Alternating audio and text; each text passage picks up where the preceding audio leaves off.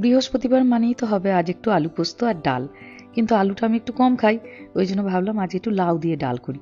প্রতিদিনই মোটামুটি মুগ ডাল দিয়ে লাউ করি, কিন্তু গতকাল মায়ের সঙ্গে কথা হচ্ছিল, গল্প করতে করতে মা বলছে না ছোলার ডাল দিয়ে লাউ করলেও খুব ভালো হয়।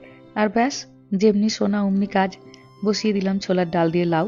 এদিকে লাউটাকে প্রেসার কুকারে সিটি দিতে বসিয়েছি, আর ওদিকে ভাত বসাবো বলে জল বসিয়েছি। তবে এদিকে চালের ড্রামটা খালি হয়ে গেছে, ওটাকে তাই ভাবলাম একটুখানি ভরে নিই। আমার মা সাধারণত মুগ ডাল দিয়ে লাউ যখন করে একদম নিরামিষভাবেই করে, খেতেও ভারী সুন্দর হয়।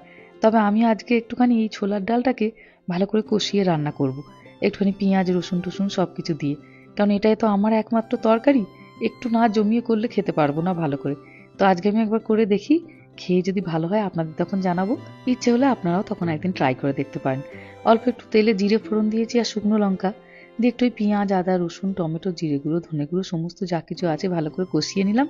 দিয়ে তার উপরে এবার সেদ্ধ করা ডালটা আর লাউটা দিয়ে দিলাম। খুব ভালো করে ফুটলে ধনেপাতা দিয়ে নামিয়ে দেবো।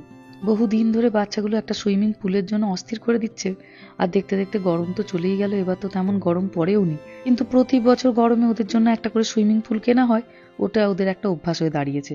তো আজকালের মধ্যে একটা সুইমিং পুল ওদের অর্ডার করতে হবে। দুপুর এখন 2টো, চলুন এবার নিয়ে বসে পড়ি। ছেলেমেয়েরা তো বললো খুব ভালো হয়েছে, দান খেয়ে দেখি কেমন হয়েছে। হ্যাঁ সত্যি খুব সুন্দর হয়েছে জানেন।